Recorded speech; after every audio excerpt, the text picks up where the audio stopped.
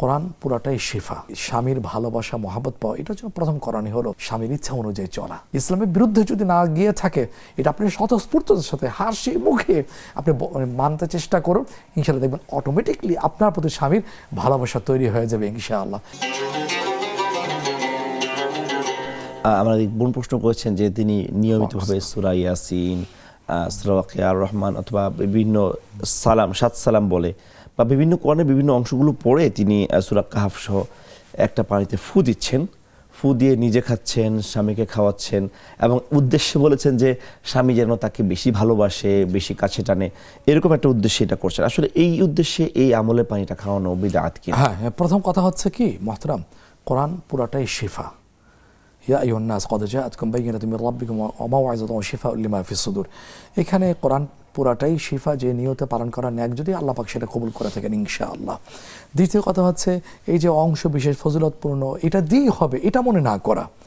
কোরআন শরীফের অংশ বিশেষ পড়ছি, এটা দিয়ে কোরআনে ঝাড়ফুঁক করেছি, যেটা ইসলাম করেছেন, হ্যাঁ সাহাবে কেরাম করেছেন, এটা তো বৈধ, হ্যাঁ এটা করা যাবে। কিন্তু একটু কথা না বললি না, সেটা হচ্ছে স্বামীর ভালোবাসা মহাবত পাওয়া, এটার জন্য প্রথম করণীয় হলো স্বামীর ইচ্ছা অনুযায়ী চলা। দেখুন না, নারীদের জন্য, মা বোনদের জান্নাতে যাওয়ার জন্য একটা হাদিসে 4টা কাজ বলা হয়েছে, যেটা মানসাল্লাত খামসান, 5 ওয়াক্ত নামাজ যিনি পড়ে যাবেন, ওয়াসামাত শাহর রমজানের রোজা রেখে যাবেন, ওয়া আতাআত বালাহা ওয়া আহসানাত ফারজাহা, নিজের সতীত্ব হেফাজত করবেন, তারপরে স্বামীর আনুগত্য করবেন, ইসলামের বিরুদ্ধে না যায়, সাংঘর্ষিক না হয়, সেটা তিতা লাগলেও আজকে দেখুন আজকের সমাজে যে নিজে ধার্মিক, নামাজ পড়েন, রোজা রাখেন, দান সাদকা করেন, হাত মোজা পড়েন, পা মোজা পড়েন ব্যক্তি বিশেষের বেলায়, কিন্তু স্বামীর আদেশ মানতে এটা রাজি না, অথচ এটা মানার মধ্য দিয়ে কিন্তু বড় ইবাদত তারও হচ্ছে, আনুগত্য হয়ে যাচ্ছে।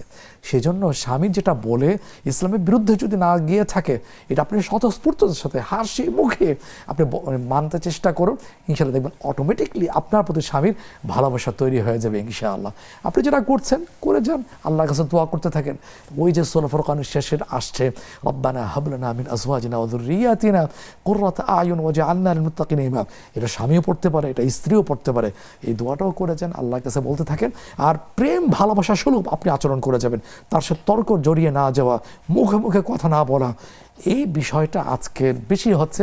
এই বিষয়গুলো এড়িয়ে গিয়ে স্বামীর আনুগত্য করুন, ইসলামের গণ্যের মধ্যে থাকে, ইনশাআল্লাহ আল্লাহ আপনার প্রতি স্বামীর মন ধাবিত করে দেবেন।